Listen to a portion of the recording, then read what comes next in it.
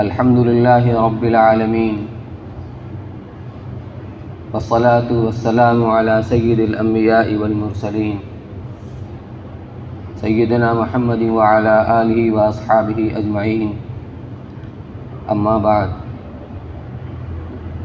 فاعوذ باللہ من الشیطان الرجیم، بسم اللہ الرحمن الرحیم۔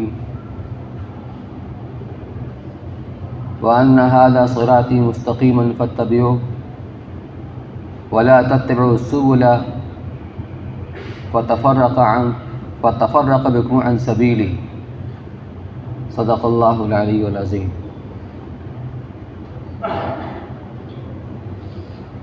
محترم حاضرین،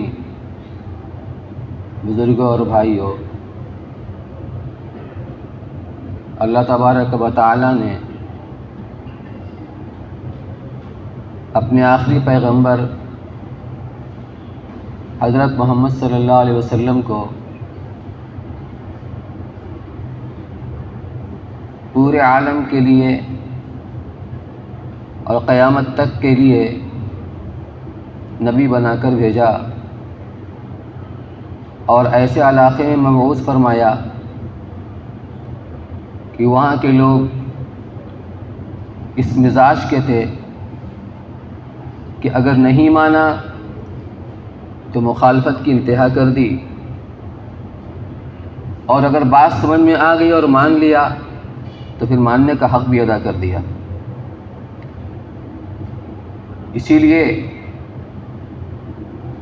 علماء کرام فرماتے ہیں کہ جس دن یہ عرب قوم کھڑی ہو جائے گی، دنیا کے اندر انقلاب برپا ہو جائے گا۔ تو آن حضرت صلی اللہ علیہ وسلم نبوت ملنے کے بعد 13 سال اپنے مکہ مکرمہ کے اندر زندگی گزاری۔ احکامات جو نازل ہوئے ہیں وہ مدینہ منورہ میں ہجرت کے بعد نازل ہوئے۔ مکہ مکرمہ میں صرف نماز کا حکم آیا تھا۔ جب سن 10 نبوی کے اندر آپ کو معراج ہوئی تھی تو وہاں سے آپ کو نمازوں کا تحفہ ملا تھا۔ تو ان 13 سالوں کے اندر آپ نے صرف تبلیغ کا کام کیا۔ تبلیغ کے معنی آتے ہیں پہنچانے کے، یعنی نبی کے اوپر اللہ کا جو حکم آتا ہے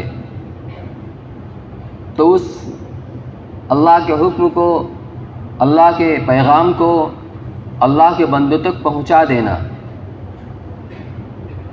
ان کو سمجھانا، ان کو بتانا، ان تک پہنچا دینا۔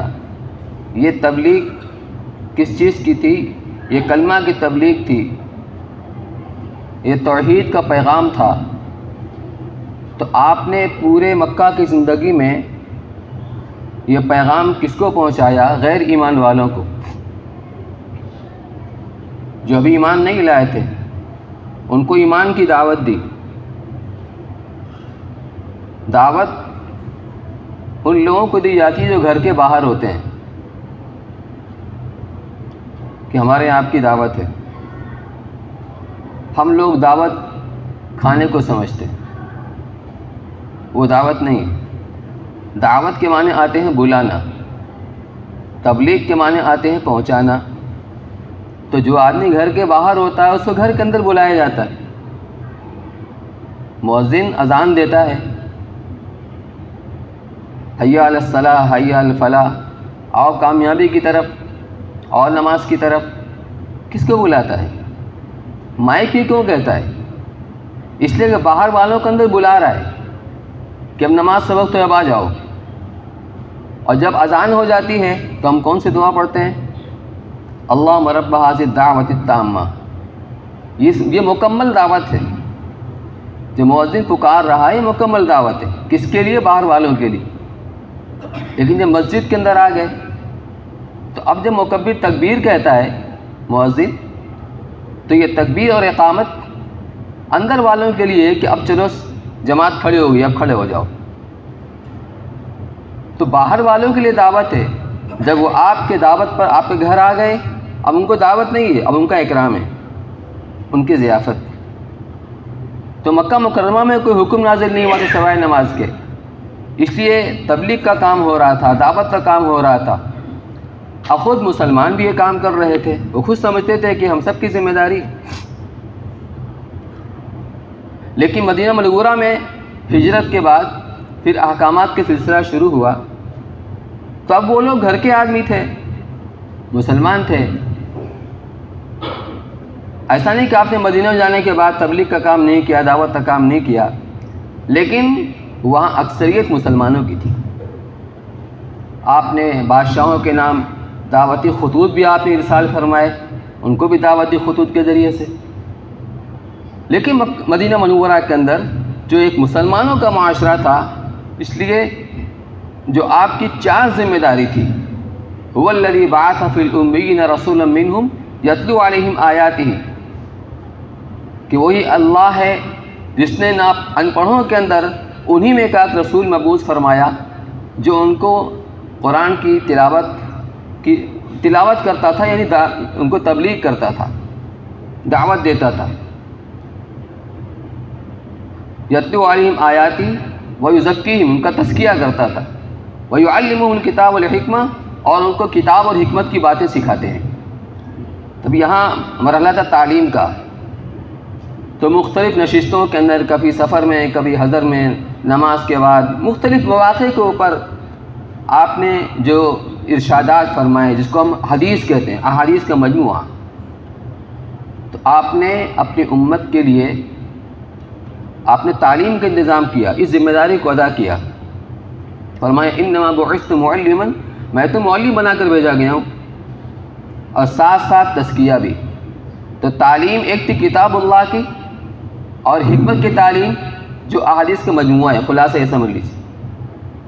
اور تزکیہ یہ کہتے ہیں جو باطنی اعمال ہوتے ہیں، جو قلب اندرونی اور باطنی جو اخلاق ہوتے ہیں ان کو درست کرنا، اخلاص، تقوی، خوف خدا، فکر آخرت، صبر، شکر، استغنا، قناعت، یہ سب یہ قلبی اخلاق ہیں۔ اس کے برعکس جب اس کے اوپر محنت نہیں کی جائے گی تو اس کے اندر نفسانیت آئے گی، خواہشات نفس کی اتباع، اور اسی طریقے پر دنیا کی محبت، حب جاہ، حب مال، حرص، بخل، حسد، غصہ، یہ سب خرابیاں آئیں گی۔ تو یہ خرابیاں دل کے اندر ہوتی ہیں، یہ اندرونی جو اخلاقی خرابیاں ہیں، اس کو سدھارنے کے لیے، اس کا تزکیہ کرنے کے لیے آپ آئے۔ تو آپ نے آخر تک یہ ساری ذمہ داری کو ادا کیا، اور جب عرفات کے میدان میں سوالات کا جو مجمع تھا، اس مجمع میں آپ نے فرمایا الا هل بلغت، اے لوگوں جو ذمہ داری مجھے دی گئی تھی، جو اللہ کا پیغام مجھے دیا گیا تھا، کیا میں نے سب پورا کی پورا پہنچا نہیں دیا؟ تو سبوں نے اقرار کیا، یقیناً آپ نے پہنچا دیا۔ اب حضور صلی اللہ علیہ وسلم کا جب کام پورا ہو گیا، دنیا سے آپ تشریف لے گئے، تو ان تمام ذمہ داریوں کو حضرات صحابہ کرام نے اپنے کاندھوں کے اوپر اڑا، اس کام کو آگے بڑھایا۔ حضرت ابوبکر صدیق رضی اللہ عنہ کے زمانے خلافت میں جو کچھ اوپر 2 سال ہے، اندرونی اور بیرونی فتنہ کو فروغ کرنے میں لگ گیا، زیادہ کام کا موقع سکون کے ساتھ نہیں ملا۔ لیکن جب حضرت عمر رضی اللہ عنہ کے زمانے خلافت آیا اور زمین اچھی طرح ہموار ہو چکی تھی، فتنے سب ختم ہو چکے تھے، فروغ ہو چکے تھے، اب جب کام کا موقع ملا تو عمر رضی اللہ عنہ کو اللہ نے صلاحیت دی تھی، انہوں نے بہت پھر کام کیا، فتوحات ہوتی چلی گئی، اور اسلامی قلمرو کے اندر اضافہ ہوتا چلا گیا۔ حضرت عمر رضی اللہ عنہ کے زمانے میں تقریباً 22.5 لاکھ مربع میل کے اوپر اسلامی حکومت قائم تھی۔ تو عرب سے بڑھ کر وہ عجم کے اندر اسلام پھیلتا چلا گیا، اور قرآن عربی زبان کے اندر، تو ضرورت پیش آئی، تو انہوں نے مختلف مکاتب قائم کیے، مکاتب کا نظام قائم کیا، معلمین کا نظام قائم کیا، بہت سارے محققوں کو قائم کیا۔ مجھے تفصیل میں نہیں جانا ہے، مجھے عرض یہ کرنا ہے کہ ضرورت کے حساب سے صحابہ کرام نے اس کام کو پھر اور آگے بڑھایا۔ ابھی تک وہی لوگ سارے کام انجام دیتے تھے نبی کی نیابت کے اندر، دعوت کا کام بھی، تعلیم کا کام بھی، تزکیہ کا کام بھی، لیکن اور بعد کے زمانے میں جب اور ضرورتیں وسیع ہوئیں تو اب مستقل ایک کام کو، ایک شعبہ کو مستقل لوگوں نے اس کو اپنا لیا۔ چنانچہ محدثین کی جماعت الگ ہو گئی اور صوفیہ کی جماعت الگ ہوئی، جو طریقت کا علوم جو اختیار کیے ہوئے تھے۔ طریقت شریعت سے الگ کوئی چیز نہیں ہے، ظاہری اعمال شریعت ہے اور جو باطنی اعمال ہے وہ طریقت ہے۔ تو ان لوگوں نے پھر بعد میں اس طریقے سے کام کیا۔ میں نے شروع میں آیت پڑھی تھی، وَأَنَّ هَذَا صِرَاطِي مُسْتَقِيمٌ فَاتَّبِعُوهُ، یہ ہے میرا راستہ، سیدھا راستہ، اسی پر چلے چلو، مقصد تک پہنچ جاؤ گے، اللہ تک پہنچ جاؤ گے۔ یہ سیدھا راستہ کون ہے؟ یہ شریعت کا راستہ ہے،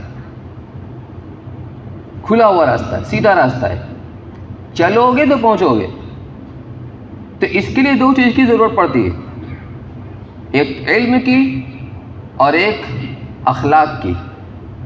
تزکیہ کے ذریعے سے اخلاق ہمارا درست ہوتا ہے اور علم کی محنت کے ذریعے سے ہمیں معلومات حاصل ہوتی ہے۔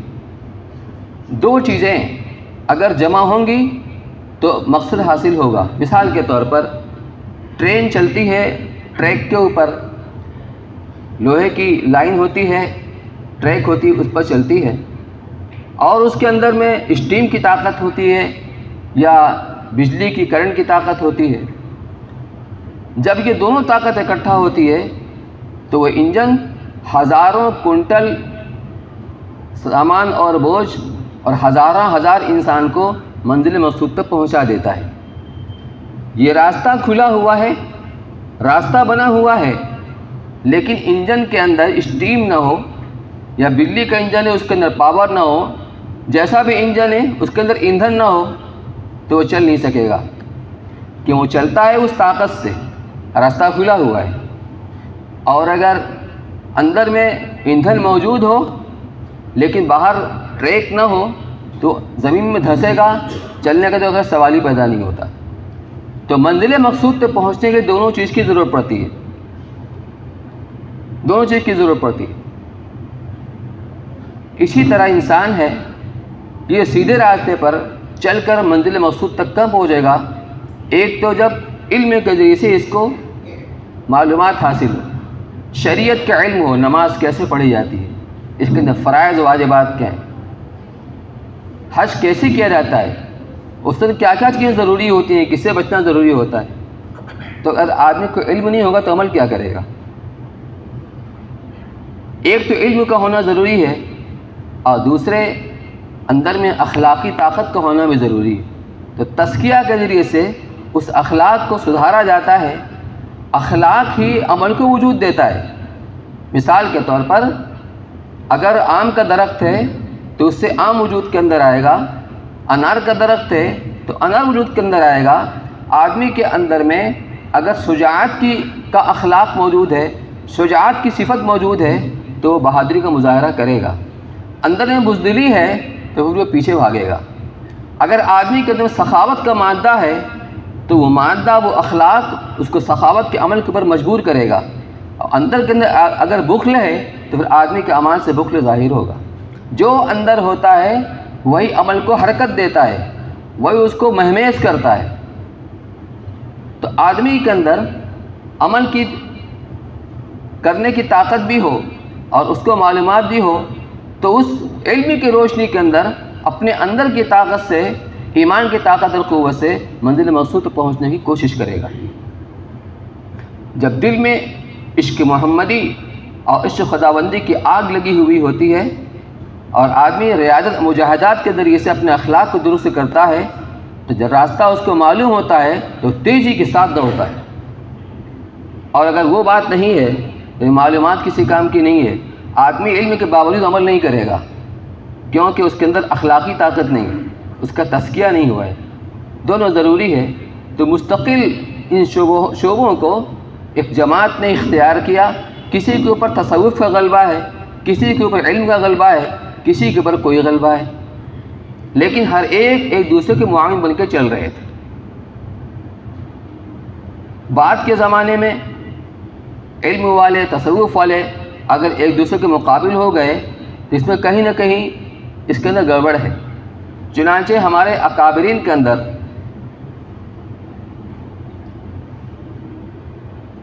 سلطان الاولیاء محبوب سلطانی، محبوب ربانی حضرت خواجہ نظام الدین دہلوی رحمۃ اللہ علیہ بہت بڑے بزرگ گزرے، بہت بڑے صاحب نسبت تھے، ہزاروں ہزار انسان نے ان سے فیض حاصل کیا۔ ان کا زمانہ ہے، یہ وہی زمانہ ہے جب تاتاری فتنہ عروج پر تھا،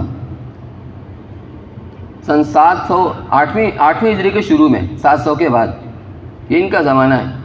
یہ زمانہ ہندوستان کے اندر تھا سلطان علاء الدین خلجی کا، بہت نیک بادشاہ تھا۔ تو بادشاہ کی طرف سے جو کوتوال ہوتا ہے، محتسب اور محاسب، ان کا کام یہ ہوتا ہے کہ شہر میں گشت کر کے یہ دیکھیں کہاں پر کوئی بدعت ہو رہی ہے، خرافات ہو رہی ہے، شریعت کے خلاف کوئی کام ہو رہا ہے تو اس پر گرفت کرنا، ان کو سزا دینا، ماحول کو درست رکھنا۔ تو اس منصب کے اوپر فائز تھے مفتی ضیاء الدین صاحب سنامی رحمۃ اللہ علیہ، ان کا بڑا مقام تھا اونچا۔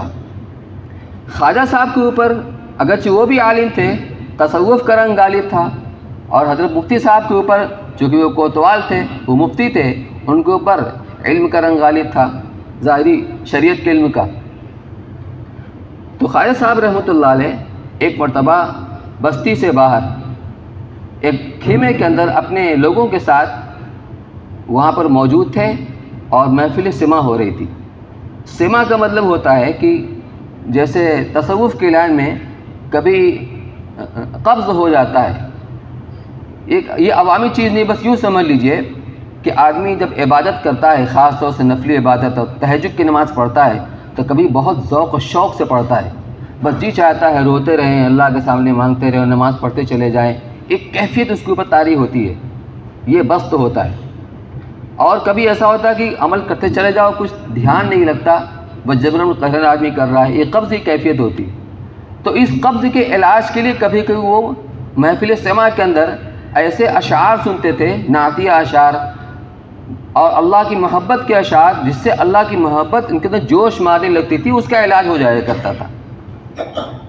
تو وہ جو محفل سما وہاں پر ہو رہی تھی، وہ شریعت کی حدود کے اندر ہو رہی تھی، لیکن یہ ایسی چیز تھی کہ اگر عوام اس کو اختیار کریں تو یہ بدعت میں تبدیل ہو جائے گی، جیسا کہ آج دیکھنے میں آ رہا ہے، باجا گاجا قوالی وغیرہ اس کے اندر ہوتی ہے۔ تو مفتی صاحب اپنے سپاہیوں کو لے کر وہاں پر پہنچے اور ڈانٹ کر کہا یہ کیا بدعت ہو رہی ہے، بند کرو ابھی اسے۔ لیکن سب اپنے حال کے اندر، کون سنے؟ پھر ڈانٹ کر کہا کہ لوگوں کا عقیدے خراب ہو جائیں گے، بند کیجئے۔ سب کے اوپر حال طاری تھا۔ تو انہوں نے سپاہیوں سے کہا کہ تنابیں کاٹ دو۔ جب خیمہ لگایا جاتا ہے تو چاروں طرف رسی باندھی جاتی ہے کھوٹے سے، اس کو تناب بولتے ہیں۔ تنابیں کاٹ دو، خیمہ گرے گا، سب کے سمجھ میں آ جائے گا۔ تو سپاہیوں نے ان کو حکم کے مطابق تنابیں کاٹ دی، خیمہ معلق۔ اب کیا ہوگا؟ مفتی صاحب بھی جانتے تھے اس مقام مرتبہ کو، لیکن ان کے ساتھ یہ سپاہی عوام الناس تھے، تو کہیں ان کا عقیدہ متزلزل نہ ہو جائے، اس کا ایسا ہے ابھی چلو، بعد میں ان سے ہم سمجھیں گے، ابھی چلو یہاں سے، تاکہ یہ متزلزل نہ ہو جائیں۔ یہ ایک معاملہ ہوا۔ ان کا مقام کیا ہے؟ جب حضرت مفتی صاحب رحمۃ اللہ علیہ کا آخری وقت آیا، انتقال سے پہلے خواجہ نظام الدین اولیاء رحمۃ اللہ علیہ ان کی مزاج پرسی کے لیے تشریف لے گئے۔ باہر ملازم نے کہلوایا کہ جاؤ کہو نظام الدین مزاج پرسی کے لیے آیا ہوا ہے۔ تو حضرت مفتی صاحب نے اس خادم سے کہلوا دیا کہ جاؤ کہہ دو کہ مفتی صاحب کا دنیا سے چل چلاؤ کا وقت ہے، اور میں اس آخری وقت میں کسی بدعتی کا چہرہ دیکھنا نہیں چاہتا۔ یہ مفتی صاحب نے کہلوایا۔ جب خادم نے آ کر یہ بات ان سے کہی تو خالد صاحب نے کہلوایا جاؤ حضرت سے کہہ دو کہ بدعتی اپنی بدعت سے توبہ کر کے آیا ہے، بدعتی اپنی بدعت سے توبہ کر کے آیا ہے۔ جب خادم نے جا کر یہ بات کہی تو حضرت مفتی صاحب رحمۃ اللہ علیہ نے اپنے سر سے پگڑی اتاری اور کہا جاؤ اس کو دروازے تک بچھا دو، دروازے تک بچھا دو۔ خالد صاحب سے کہو اس پر چل کر آئیں، جوتا اتارنے کی ضرورت نہیں، جوتا سمیت چل کر کے آئیں، ان کے مقام سے وہ واقف تھے۔ تو خالد صاحب نے بھی اس امامے کو لپیٹنا شروع کیا اور لپیٹ کر سر پر رکھا اور حاضر ہوئے کہ میں اس کو اپنی دستار سمجھتا ہوں۔ دونوں ایک دوسرے کے مقام سے واقف تھے۔ میں عرض کر رہا ہوں میرے بھائیوں، یہ چیز ہمارے معاشرے کے اندر نظر آئے گی۔ معلومات کے باوجود آدمی عمل کیوں نہیں کرتا؟ اندر وہ عشق کی آگ لگی ہوئی نہیں ہے، وہ اخلاق کا سدھار نہیں ہوا ہے جو آدمی کو مجبور کرے اس عمل کے اوپر چلنے کے لیے۔ تو علم کا ہونا بھی ضروری ہے۔ معلومات نہیں ہوگی تو آدمی عمل کیسے کرے گا؟ عمل کیسے کرے گا؟ اور معلومات ہے اور اندر میں وہ اللہ کا وہ عشق، وہ اس کا خوف، وہ باطنی اعمال جو ہیں اگر اس کے اندر نہیں ہوں گے تو پھر اس کے اندر چلنے کی طاقت نہیں ہوگی۔ راستہ پتہ ہے کہ بنم پورہ جانا ہے، کس راستے سے جانا ہے، لیکن آدمی حد سے زیادہ بیمار ہے، ٹی بی کا مریض، چل نہیں پاتا، کھڑا ہونا مشکل ہے، تو کیسے چلے گا وہ؟ تو ہمارے ایمان کمزور، ہمارے اخلاق کمزور، تو ہم منزل پر پہنچیں گے کیسے؟ تو جو حضور صلی اللہ علیہ وسلم نے 4 ذمہ داری لے کر کے آئے تھے اور ان کی نیابت میں پوری دنیا کے اندر علماء کی ذمہ داری ہے اور اپنی قوم کو متوجہ کرتے ہیں۔ فرمایا کہ جب ہر آدمی اس چیز کو اپنی ضرورت کو محسوس کرے گا، علم اور دوسرے اپنے اخلاق کو سدھارنا، ایک مدرسہ نہ ہو تو علم حاصل نہیں ہوگا، اور خانقاہ نہ ہو تو اخلاق کا سدھار نہیں ہوگا، لیکن جس درجے کے اندر بھی ہو سکے، اگر آدمی کے اندر طلب پیدا ہو جائے تو طلب آدمی کو کہاں سے کہاں پہنچا دیتی ہے۔ حضرت سلمان فارسی رضی اللہ تعالیٰ عنہ، ان کی عمر کتنی ہے؟ کم سے کم 2.5 سال، اور علی اختلافی روایات 350 سال تک کی عمر کا تذکرہ آتا ہے کہ ان کی عمر تھی، لیکن بچپنے ہی سے ان کے اندر ایک طلب تھا، دین حق کی تلاش، جذبہ تھا، کہاں ملے گا کہاں ملے گا۔ کبھی غلام بنائے گئے، کبھی کسی کی شاگردی میں رہے، کبھی کہیں رہے کبھی کہیں رہے، اللہ نے پہنچا دیا، کیا مقام ان کو ملا۔ دل میں سچی طلب ہو کہ مجھے شریعت کے مطابق چلنا ہے، مجھے اپنے اللہ کو راضی کرنا ہے، مجھے اپنی آخرت بنانی ہے، طلب ہوگی، فکر ہوگی تو آدمی اپنے قدم کو بڑھائے گا۔ جب طلب ہی نہیں ہے تو ارادہ بھی نہیں، ارادہ نہیں ہے تو عزم نہیں، جب عزم نہیں تو آدمی کوشش کیا کرے گا؟ اس لیے میرے بھائیوں، ہم سب کے لیے انتہائی ضروری ہے، اگر ہم اس صراط مستقیم پر پہنچنا چاہتے ہیں جو اللہ سے ملا دیتا ہے، وہاں پر پہنچنا چاہتے ہیں، تو اس کے لیے 2 چیز ضروری ہے۔ ایک تو دین پر چلنے کے لیے اس لائن کی معلومات، اور دوسرے وہ جذبہ بھی ہمارے اندر پیدا ہونا ضروری ہے۔ اللہ تعالیٰ مجھے بھی عمل کی توفیق نصیب فرمائے۔ وآخر دعوانا الحمدللہ رب العالمین۔